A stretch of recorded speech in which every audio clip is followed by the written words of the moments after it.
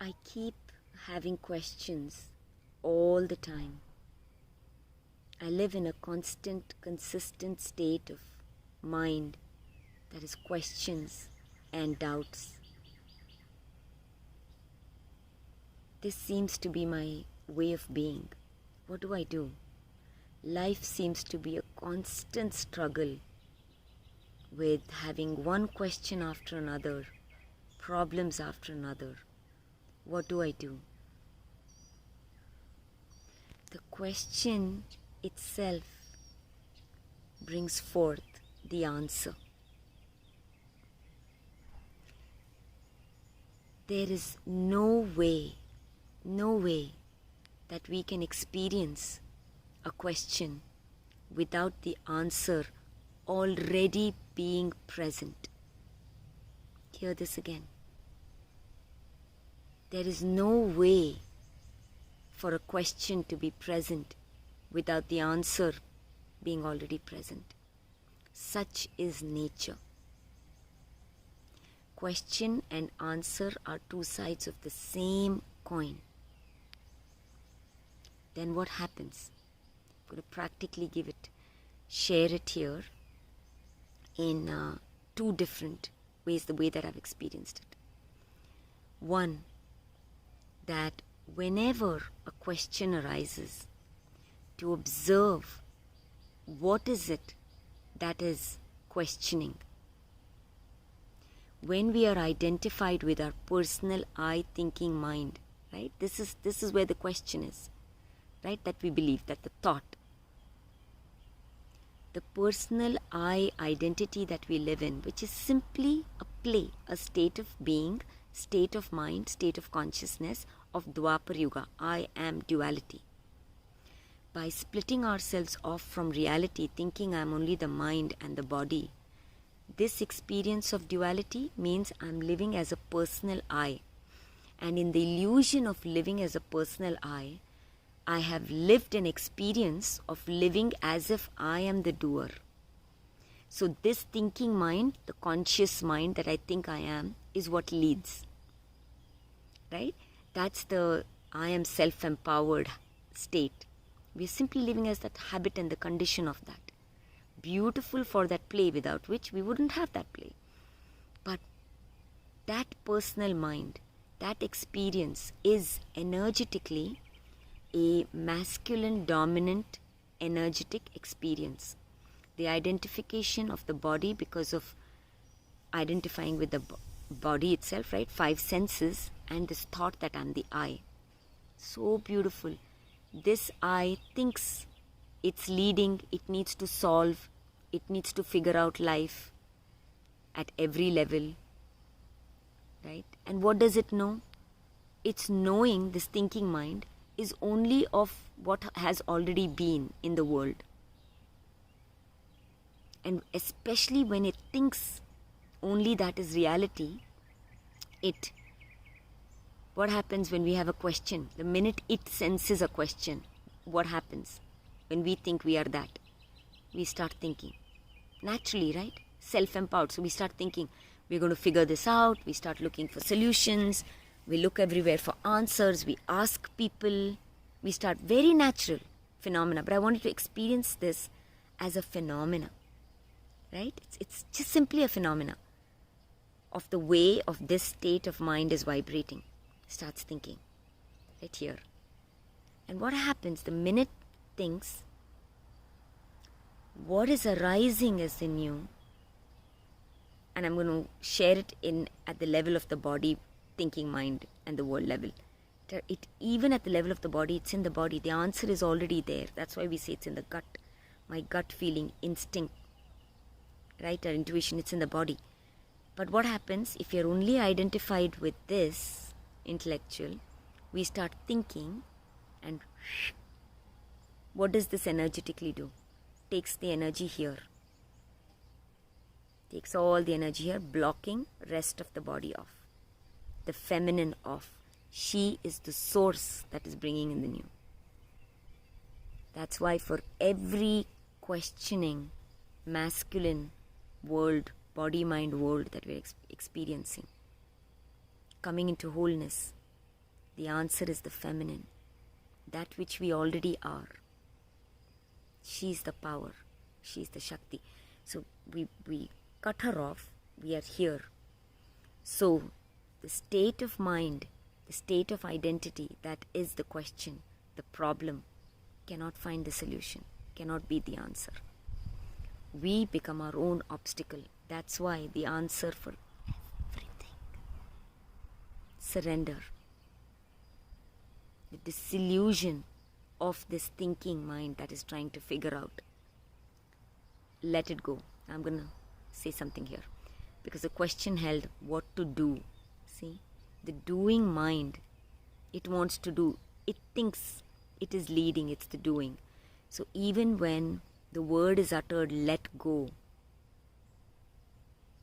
it takes it as something to do. And then we often get questions back. I can't let go. I can't accept. I can't forgive. All of those flavors.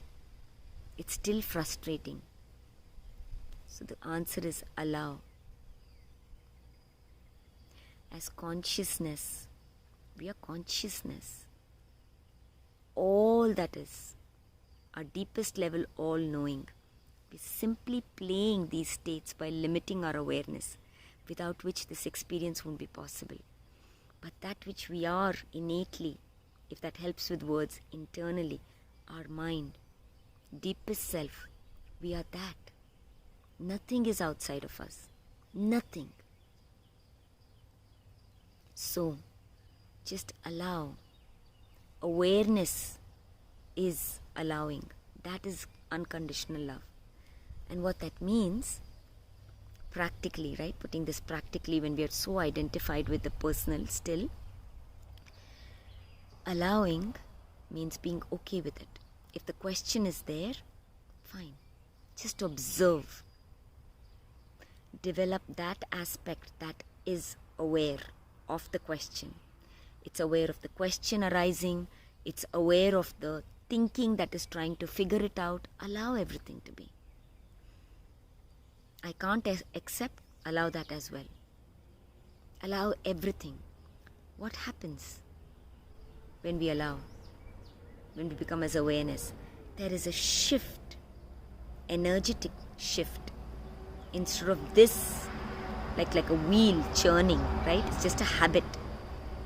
It starts to naturally slow down. Can't make it slow down. It has a momentum. Allow it to run. Be okay with that. Never, ever, ever fight the mind. Because this is the key. We are awareness.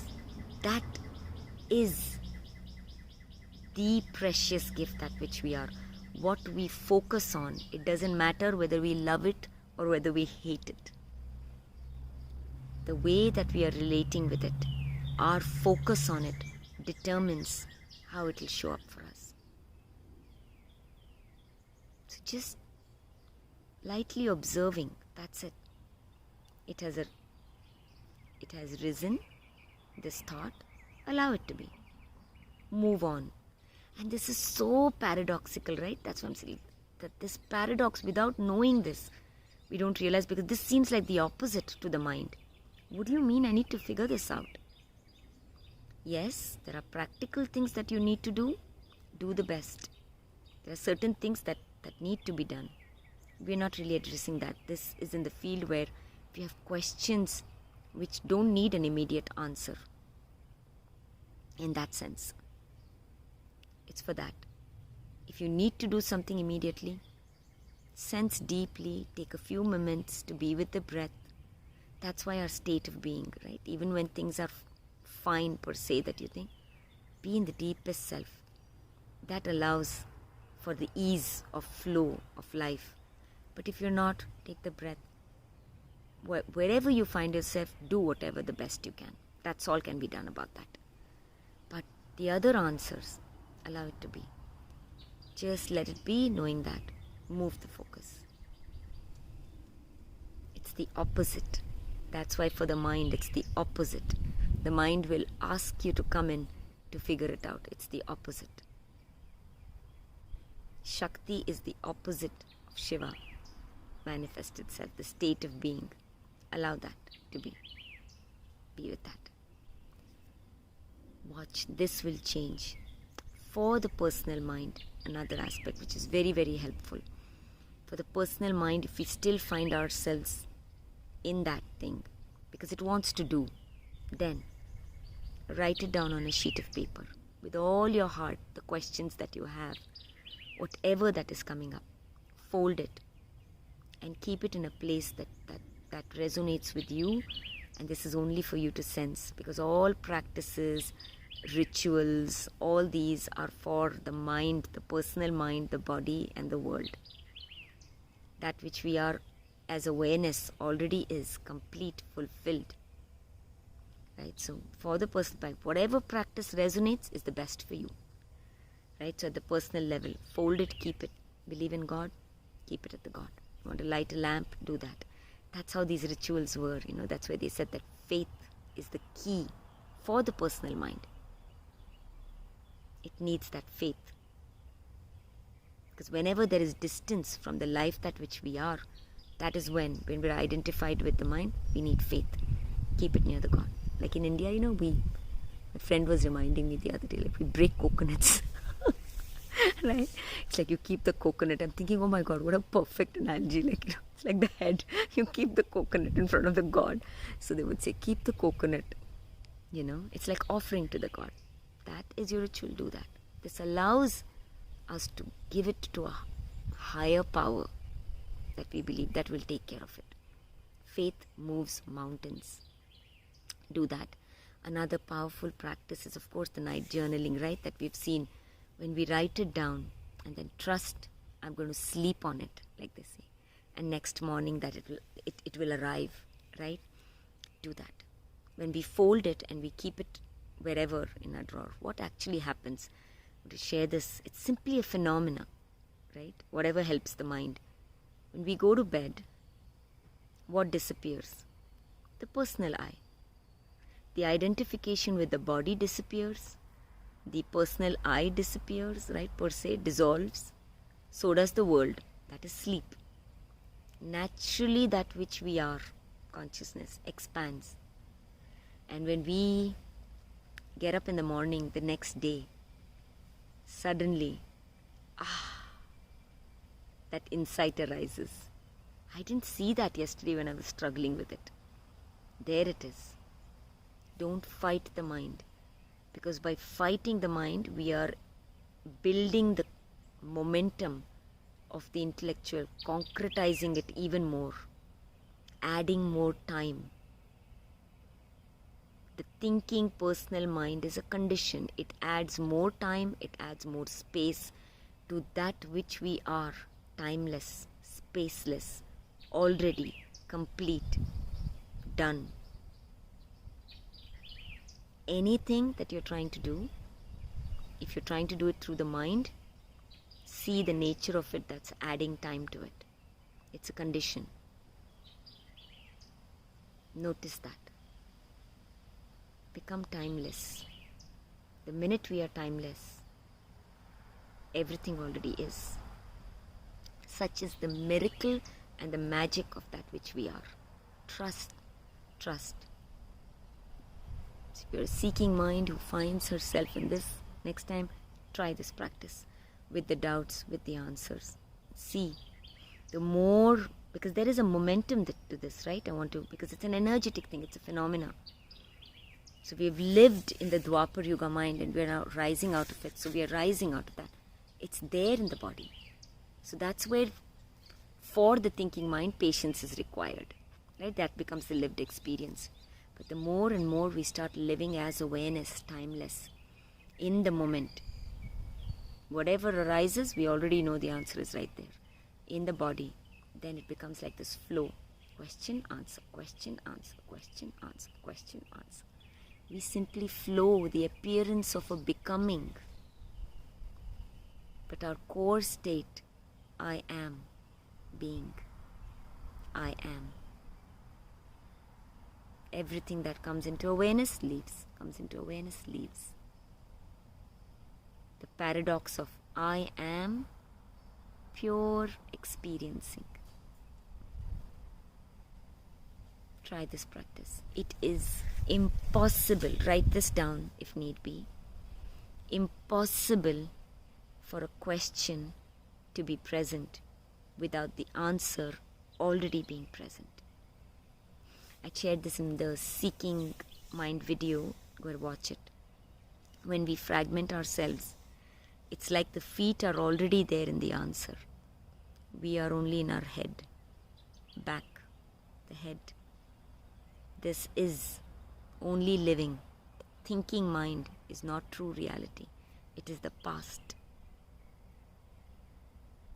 It is a past, and only from its knowing projecting the future.